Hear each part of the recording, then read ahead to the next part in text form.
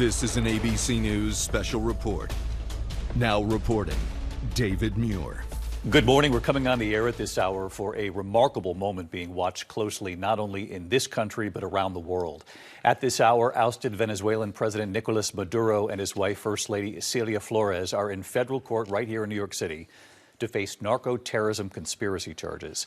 We watched earlier this morning as they arrived at the federal courthouse under heavy guard. This was just before 8 a.m. this morning. They were driven from the federal detention center in Brooklyn to a waiting helicopter. Then they were flown across the East River right into Manhattan, then driven to the courthouse in an armored vehicle. Maduro and his wife brought to the U.S. in handcuffs, escorted by federal agents on Saturday night. Maduro at times flashing a thumbs up. He was heard at one point wishing federal agents Happy New Year. The couple is being held separately at the jail facility in Brooklyn. They'll be in court today. Together, we believe. That jail, by the way, is the same facility being used for Ghislaine Maxwell, Luigi Mangione, and El Chapo.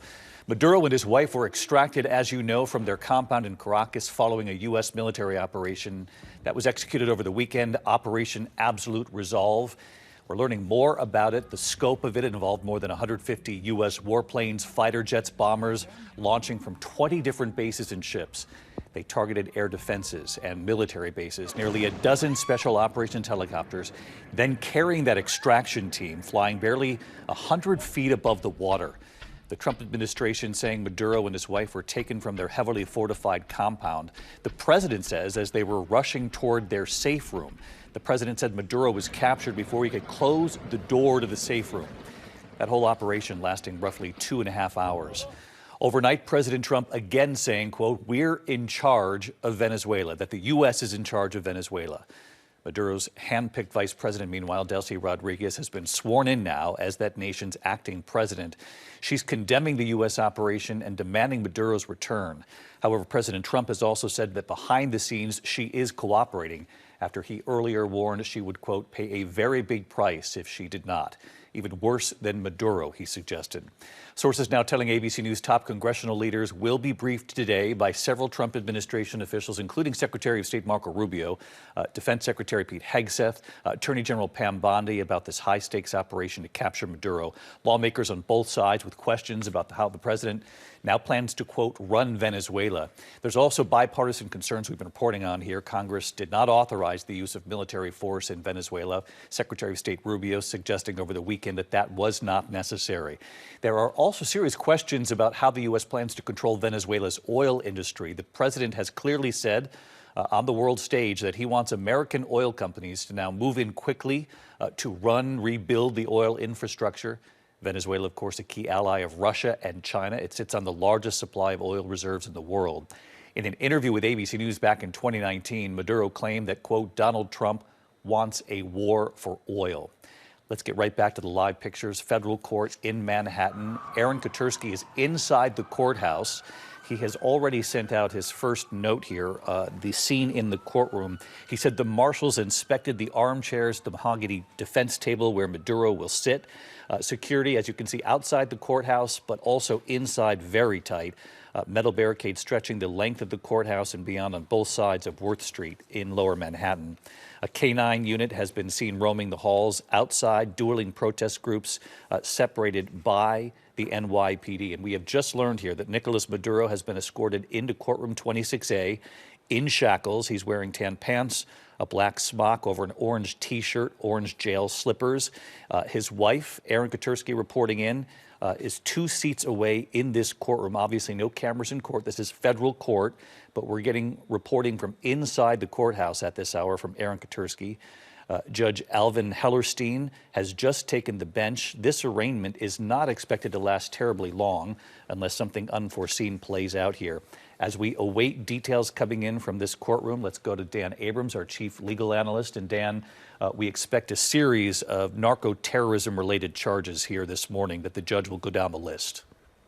Right. Narco-terrorism conspiracy and cocaine importation conspiracy are the 2 most serious charges. There's also some weapons charges as well. And when I say serious, we're talking about maximum of up to life in prison with minimums of 20 and 10 years. Now, if you look at this big picture, what the government is alleging is that Maduro and his wife used the government of Venezuela to execute on this drug conspiracy. They literally were handing out passports to drug dealers. They were engaging in murder and kidnapping, using the diplomacy, using the veil of the Venezuelan government to pursue this drug conspiracy.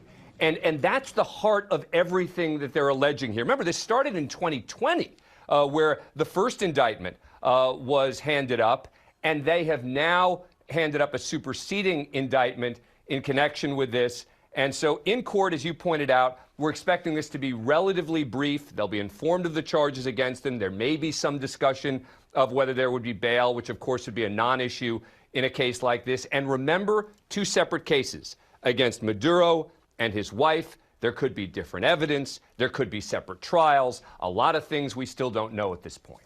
Dan, when you talk about separate trials, it could be a very long time before we see any of these trials begin. It could be years.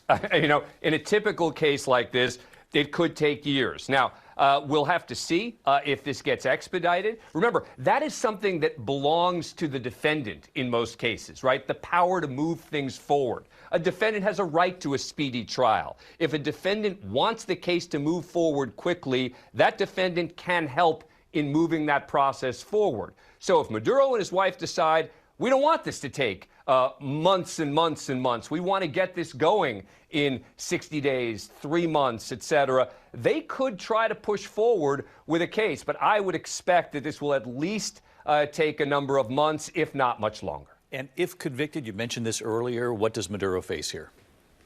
Up to life in prison, and with minimums of 10 and 20 years just on the most serious charges, right? I mean, then you've got additional charges as well. So, you know, if he's convicted here, you're talking about, you know, effectively a life sentence for him, you would think. We'll see. The judge will have enormous discretion when it comes to sentencing. There's always the possibility that he's not convicted of the most serious charges. Again, as we talked about a moment ago, there could be a different case against his wife. And so as a result, his wife might not be convicted of certain charges. They might not be convicted of anything. We shall see. But when it comes to sentencing, the judge has enormous discretion in a case like this. Dan Abrams, stay with us here for our live coverage.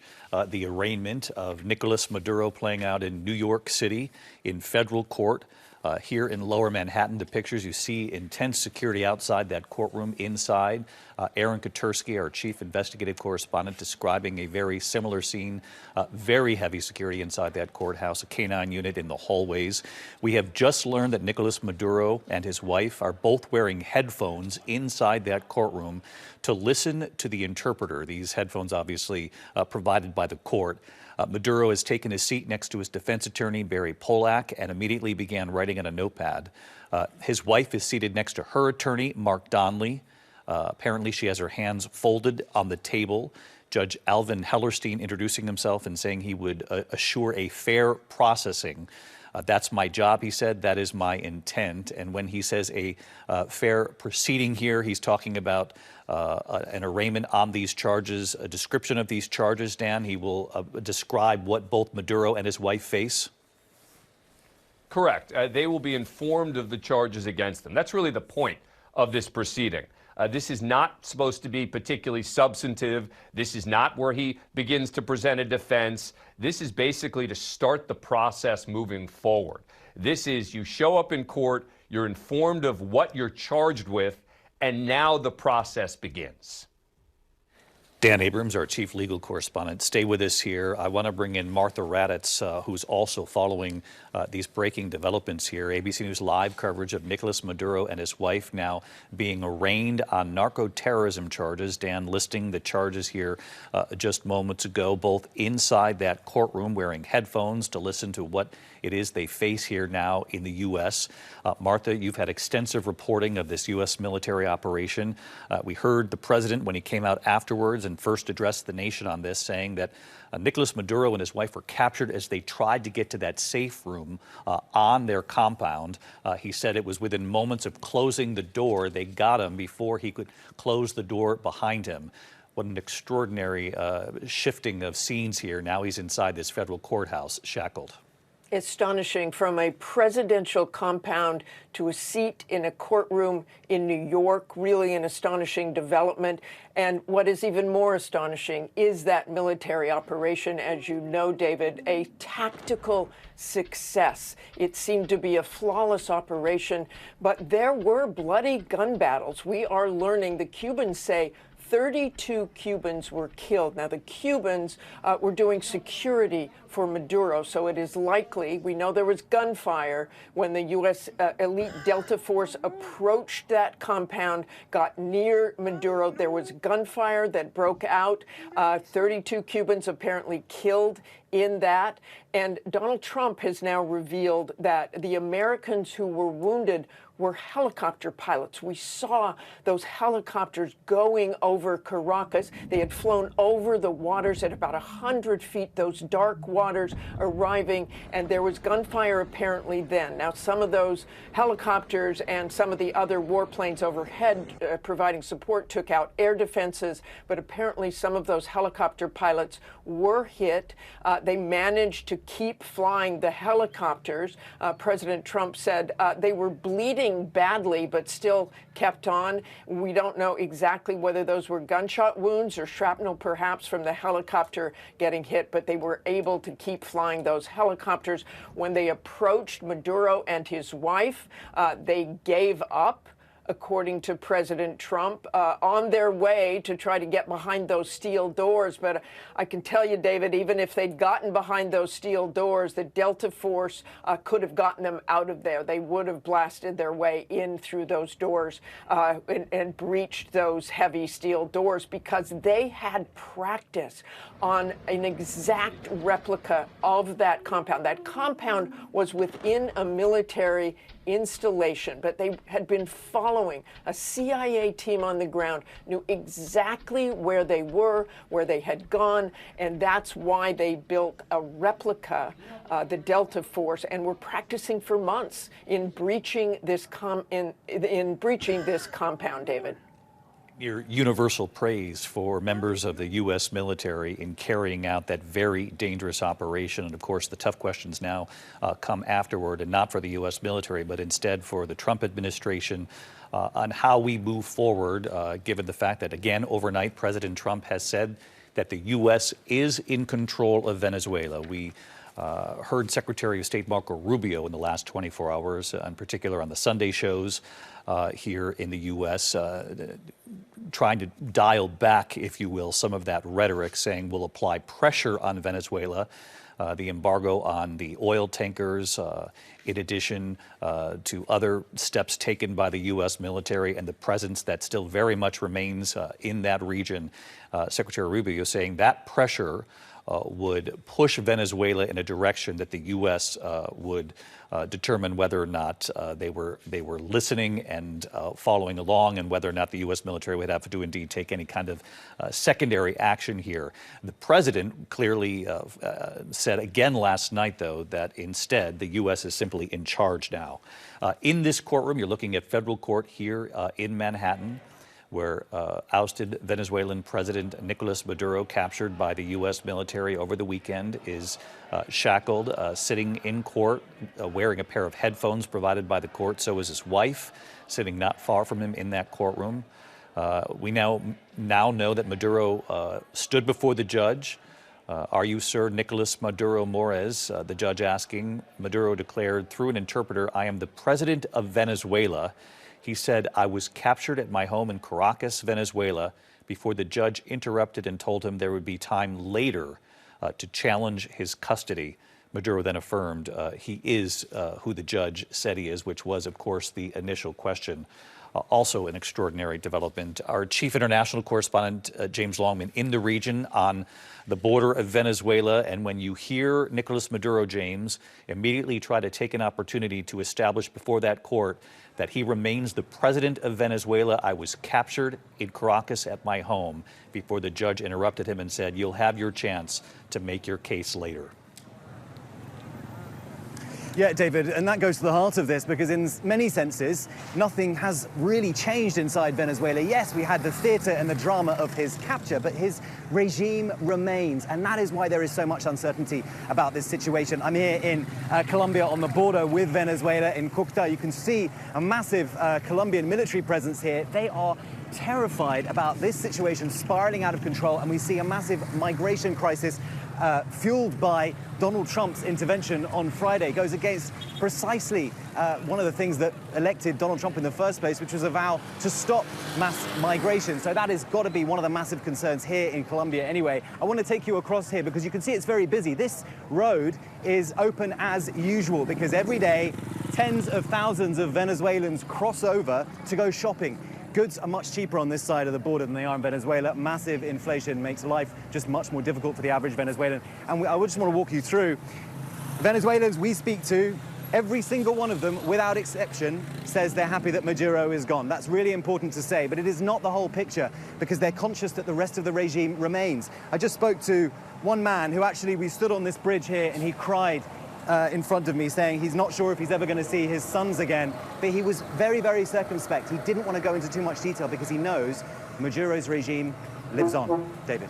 James Longman with the picture there on the Venezuelan border, and James making an important point here, which is that inside Venezuela, at least according to the government, Maduro is still the rightful president. The acting president saying we await Maduro's return. And in fact, Maduro's son, who is also part of this indictment, speaking before the National Assembly there, saying his father was a good father and he looks forward to his return to Venezuela. You're looking live again, ABC News live coverage here of the arraignment on these charges, narco-terrorism charges in federal court, heavy security presence both inside and outside the court, as you can see. Because this is federal court, there are no cameras in the courtroom, but Aaron Katursky is inside, our chief investigative correspondent, with Nicolas Maduro standing. Aaron now reports that Judge Hellerstein read him the standard rights. I did not know of these rights, Your Honor is informing me of them now, Maduro said through an interpreter. How do you plead to the indictment, Hellerstein asked. That's the judge, of course. And here's Maduro's response, quote, I am innocent, I am not guilty, I am a decent man, I am still president of my country, Nicolas Maduro responding. Again, that is the headline of the moment here, given our live coverage, that Nicolas Maduro has responded in court to these charges just moments ago, saying, quote, I am innocent, I am not guilty, I'm a decent man, I am still president of my country. Dan Abrams? Yeah, so not a surprise. The interesting thing that I was looking for was how much is Maduro going to try and give a speech in connection with this arraignment? And as you mentioned before, the judge cut him off. The judge said, that's not for right now. All you need to do right now is say that you understand what the charges are against you. He's pleading not guilty, and that's all. He'll have his chance to present his defense. He'll have his chance to get out there publicly if he so chooses with what his defense will be. But that's not the place for it right now. And as a result, we expect that this hearing will be pretty short. So we'll just have to see exactly how short it's going to be. Dan Abrams, our chief legal analyst, with us here this afternoon. Dan, thank you. I want to bring in Rachel Scott into the conversation. She's at the White House for us. And Rachel, no question, the White House watching these proceedings unfold likely very closely here this morning as well. And we know that the White House also faces questions in addition to the charges that Maduro is facing. Obviously, these are drug trafficking charges. These are not charges related to the oil industry, although President Trump has repeatedly said that Venezuela took money, billions of dollars in oil revenue from the U.S., and he says that U.S. companies will now go into Venezuela, rebuild the infrastructure, help get Venezuela back on track. The president again last night, Rachel, declaring that the U.S. is in charge of Venezuela. Yes, David, and that came after those conflicting statements from the Secretary of State, Marco Rubio. In the immediate aftermath of this capture, we heard the president come before the American people and say that the United States is now going to run Venezuela. He even pointed to the people who were standing behind him. You could see them in this photo right here. Secretary of State Marco Rubio, Defense Secretary Pete Hegseth, and then Secretary of State Marco Rubio goes on television. He does a series of media interviews in which he says and tries to dial this back a little bit, saying that the United States is going to be running policy in Venezuela, and also saying that they will be using this oil blockade that is currently going on as leverage over the country. Then we saw the president on Air Force One make it very clear. He said flat out, point blank, the United States is now in charge of Venezuela. But there are still major questions today about what exactly that means. The president has not ruled out American troops going on the ground in Venezuela. He said in a response to a question about that, it depends on what exactly happens with the government. And then we heard that threat directly to Maduro's vice president, Rodriguez, saying that if she does not do what the United States wants her to do, then in fact, she could face a worse outcome than Maduro. That was a threat from the president there. So there's still a lot of questions here, David, on exactly how this is going to play out, and not a ton of answers on from the United States on exactly what happens on the ground in Venezuela when it comes to the United States involvement in that area, David. Again, you're looking at live pictures. Rachel, thank you. Lower Manhattan Federal Court. Nicolas Maduro, the ousted president, captured by the U.S. military over the weekend of Venezuela, saying in court, I am innocent, I am not guilty, I am a decent man, I am still president of my country. He said, I am not guilty of anything mentioned here, responding through an interpreter inside that courtroom when asked to repeat his plea to the charges. Judge Hellerstein then turning to Maduro's wife, also in that courtroom. We told you moments ago that they're sitting not far from one another. Both are wearing headsets so that they can hear through an interpreter what is being said to them by this judge.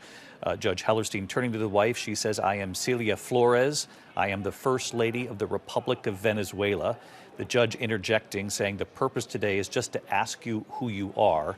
The judge then explaining her rights to remain silent and to be represented by an attorney. And she responded, yes, I understand, and I've heard that. That was the response from Celia Flores, Nicolas Maduro's wife, of course, also taken into custody by the U.S. military as they tried to get into that safe room. Asked how she pleaded to the 3 counts of the indictment she faces, Celia Flores responding, not guilty, completely innocent.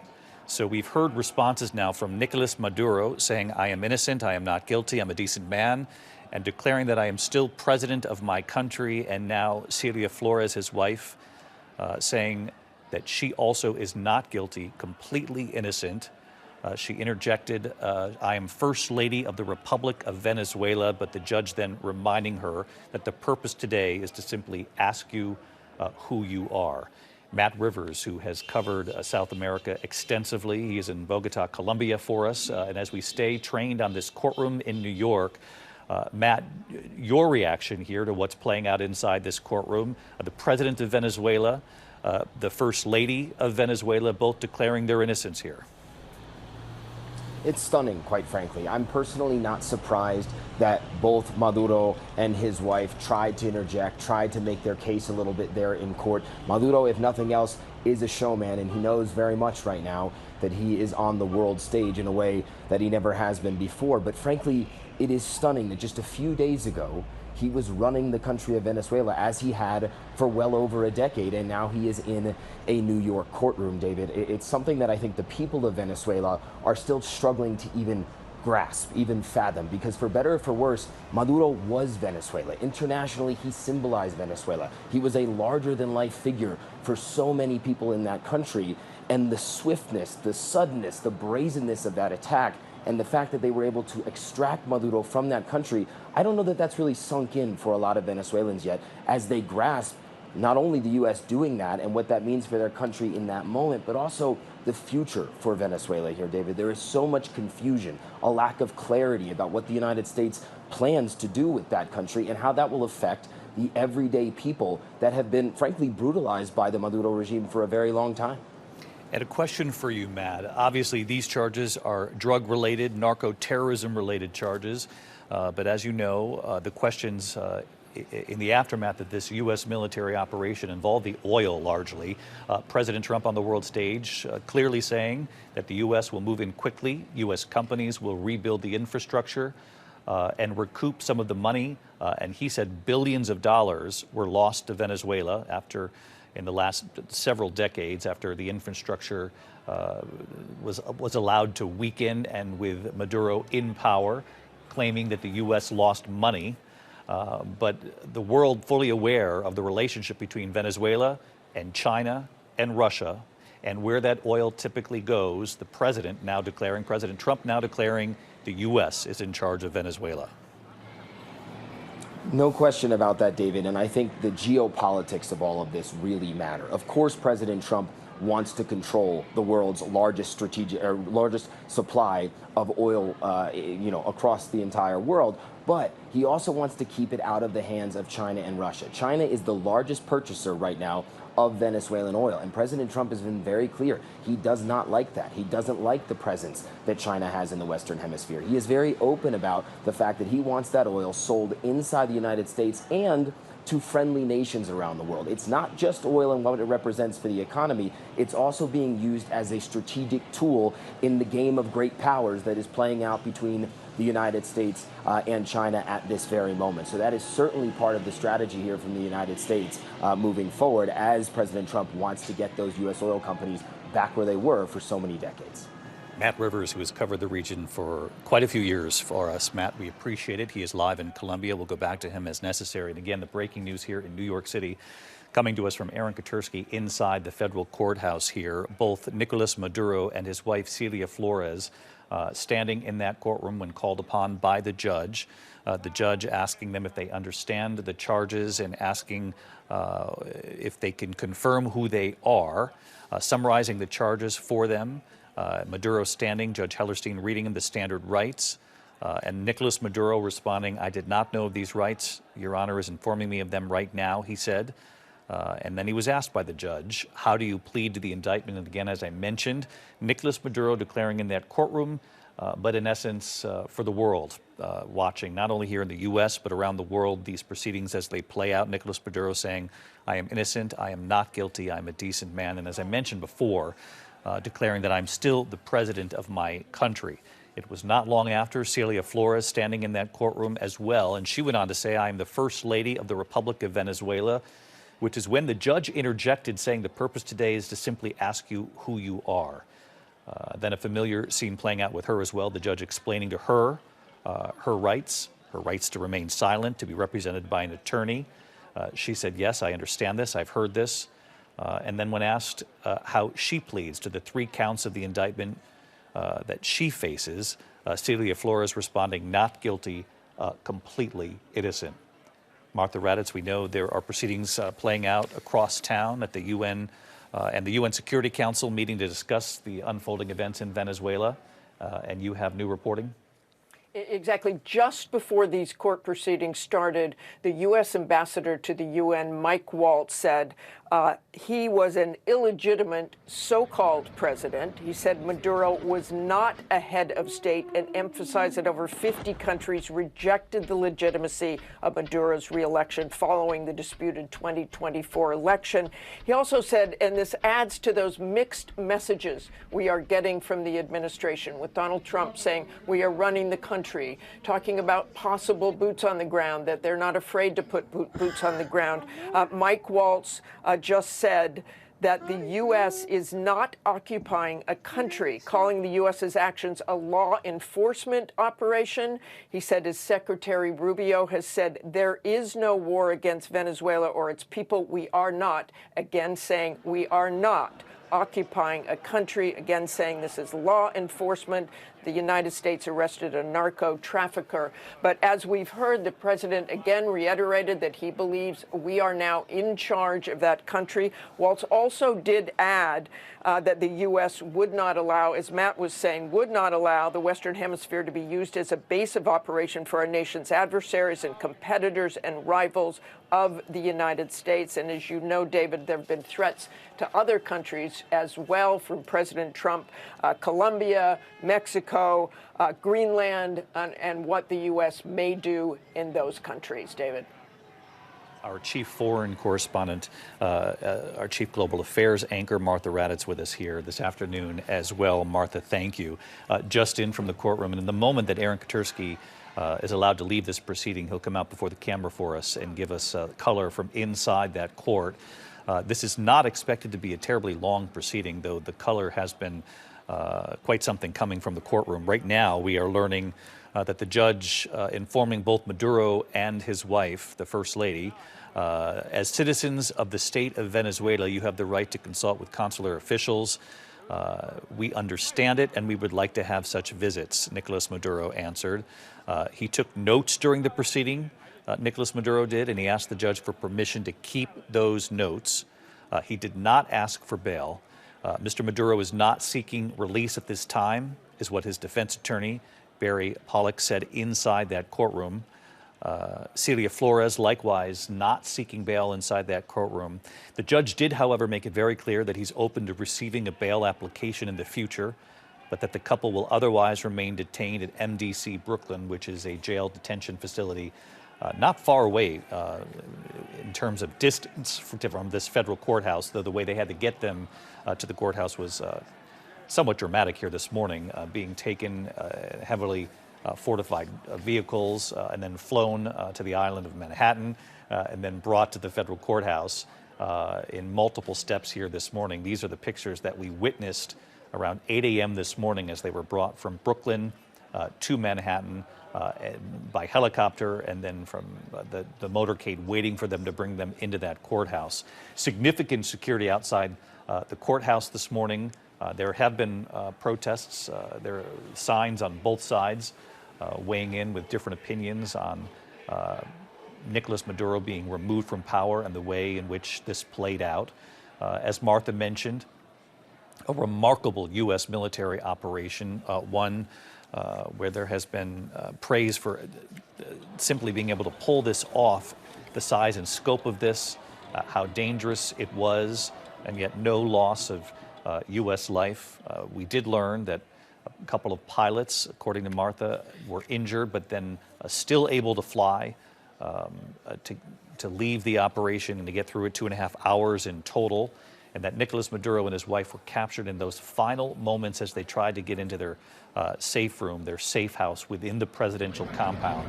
They weren't even allowed to have enough time to get that door closed, though President Trump, in speaking to the nation, made it very clear, even if they had closed that door, that it would have been a matter of seconds, that that team on the ground that had studied that compound for quite some time in advance of this operation would have been able to blow their way through that door to capture Nicolas Maduro. Also coming in from the courtroom moments ago, Nicolas Maduro's defense attorney signaling the ousted Venezuelan leader may try to assert that he is entitled to protection from prosecution. Here's what the defense attorney said. This is the attorney for Nicolas Maduro moments ago saying, quote, of Maduro, he is the head of a sovereign state, adding that there are, quote, issues about the legality of his military abduction. Calling this a military abduction.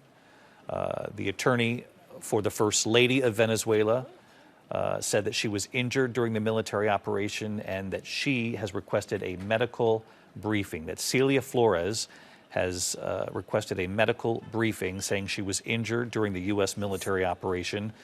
This is the quote from her attorney, quote, she sustained significant injuries. There's worry she may have a fracture or severe bruising on her ribs, according to her attorney inside that courtroom. The next date is March 17th. They've already been given the next date here, 11 a.m. in this very courtroom. The court has been adjourned. I'm told right now that Nicolas Maduro is being escorted out. I don't believe we're going to see him again. I think what we saw this morning was the extent of what we'll see, but the moment we see any movement on the ground here, of course, we'll bring that to you. We also know that Aaron Katersky, our chief investigative correspondent, who was inside the courtroom as all of this played out, he'll be in front of the camera just moments from now to provide color from inside the courtroom. But again, court has been adjourned. Nicolas Maduro being escorted out of that courtroom inside the federal court here in Manhattan. Both he and his wife will be returned to that detention facility. Unclear if his wife will receive this medical briefing and how quickly. It's fairly likely she will. Unclear whether that will just play out as well at that detention center in Brooklyn. Dan Abrams also following this, our live coverage with us here, watching this unfold, and not surprising really, Dan, to either one of us how quickly this unfolded here this morning. No, not surprising. Interesting, though, that he's now preparing to challenge his abduction, which is an interesting question, right?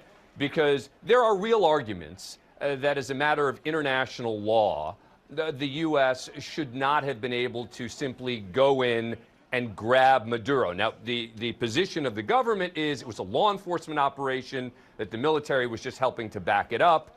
That may be a tough legal argument, but now that it's done, it's going to be very hard for Maduro to say, well, they shouldn't have been able to take me. Why would it be so hard? Because he was indicted. I mean, he was a wanted fugitive, in essence. So even if you were to believe, yeah, the government shouldn't have been able to go in and do that, I can't see how they would reverse that now and say, yeah, you can go back even though he has been indicted in a United States court. So it's going to be an interesting legal debate, but I don't think it's going to be particularly dispositive. Dan Abrams with us here this morning. Aaron Katersky has just made his way outside the courthouse into a microphone. And Aaron, your notes were extraordinarily helpful here. As Dan and I were just talking about, quite something to hear that Nicolas Maduro will likely claim that there are issues, legal issues, about his military abduction. And he declared in that courtroom through his attorney that he remains the head of a sovereign state. He did, David. He said, I am the president. I am still the president of the Republic of Venezuela. His wife, Celia Flores, likewise said that she is the first lady of the Republic of Venezuela. And defense attorney Barry Pollock signaled that he will challenge the circumstances of Maduro's capture by the U.S. military. This is a tactic that Manuel Noriega tried when he was found to have surrendered to U.S. forces in Panama back in 1990. It did not work in the U.S. courts then. It may not work now, but he will certainly try. But the U.S. just doesn't recognize Maduro as a legitimate president. He certainly does. And as he stood before Judge Alvin Hellerstein a short while ago, he declared himself, I am Nicolas Maduro. I am innocent. I am not guilty. I am the president of Venezuela.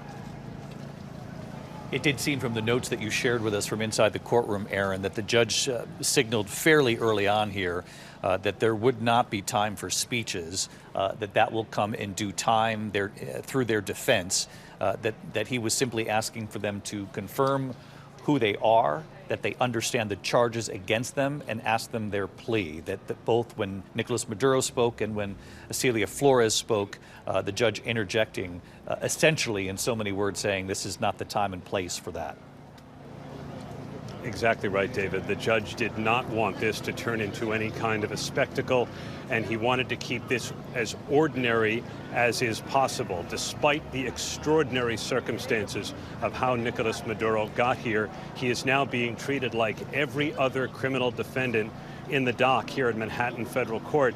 David, as the judge asked Maduro to affirm, he appeared to be prepared to go off on a lengthy speech declaring himself the rightful president of Venezuela, challenging why he was even here in the first place, and the judge just was not going to let him do it, at least at this stage. He said he would entertain motions in the future, and Maduro does not have to be back in court until March 17th. In the meantime, he is going to be detained at MDC Brooklyn, the decrepit federal jail where every other defendant awaiting trial here at Manhattan Federal Court is held. David, the defense said they would not challenge Maduro's detention at this point, although the judge said they have the opportunity to try and do that in the future. Describe for me, if you will, Aaron, the scene inside that courtroom. They were both brought in. I know they were both shackled, brought to their chairs, seated not far from one another. Was there any sort of communication, even a glance between Nicolas Maduro and his wife sitting not far from him in that courtroom? How did this play out?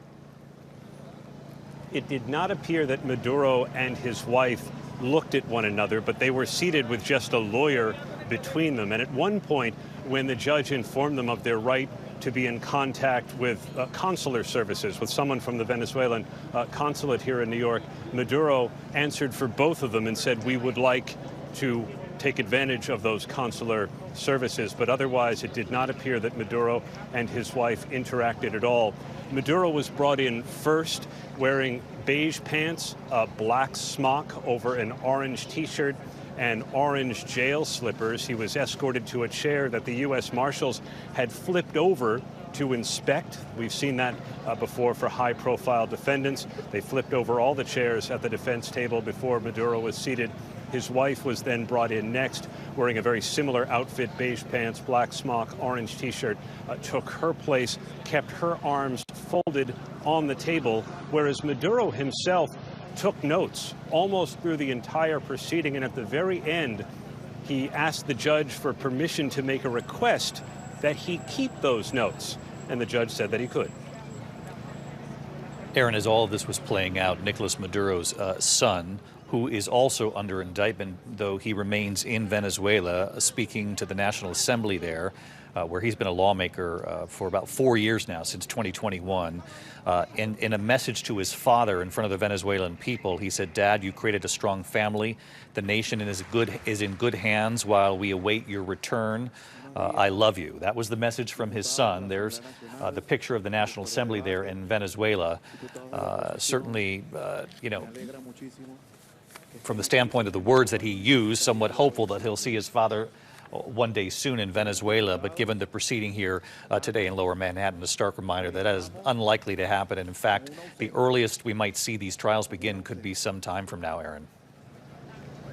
Oh, it could be months, if not a year or longer, David, before Nicolas Maduro ever stands trial on this 4-count indictment to which he, in rather dramatic fashion, pleaded not guilty. Rather than just say not guilty, he attempted something of a soliloquy saying, "I am innocent, I am not guilty, I am a decent man, I am still president of my country," before the judge cut him off and simply said a plea of not guilty would be entered on his behalf. And Nicolas Maduro is going nowhere but back to jail in Brooklyn. He arrived here under heavy guard, David. There is still metal barricades and fencing stretching the length of the courthouse and beyond as protesters have come here to the courthouse, some even cheering when Maduro, it was realized, had pleaded not guilty to those charges. Half the protesters are against what the United States military did, and other protesters are here saying this was the right thing to do, and the NYPD is keeping both groups apart. Our chief investigative correspondent, Aaron Katursky, who was inside that courtroom today. We do have our chopper up in the air from WABC here in New York over the facility. Should we see any of the movements here of Nicolas Maduro there, you can see the scene. We're not expected to see him like we did this morning around 8 a.m. and that carefully planned trip from Brooklyn, the detention center where he's being held, to Manhattan to get him to this federal courthouse. He and Celia Flores, the First Lady of Venezuela. But our chopper up in the air, and as soon as we see any movement here, we'll bring it to you. But in the meantime, I just want to get to the bottom line here, the breaking news this afternoon. Not only the U.S. watching this, but the world. Nicolas Maduro, the ousted Venezuelan president in that U.S. military operation over the weekend, now declaring in federal court in Manhattan, quote, "I am innocent, I am not guilty, I'm a decent man, I am still president of my country." His attorney in that courtroom signaling which direction they may go now, questioning the legality, they believe, of this U.S. military operation. Celia Flores then asked if she in fact is Celia Flores. She said, "I am the First Lady of the Republic of Venezuela." The judge interjecting, saying the purpose today is to simply ask you who you are. He explained to her her rights. She said, "Yes, I understand them." And she went on to declare her innocence in federal court here in the U.S. as well.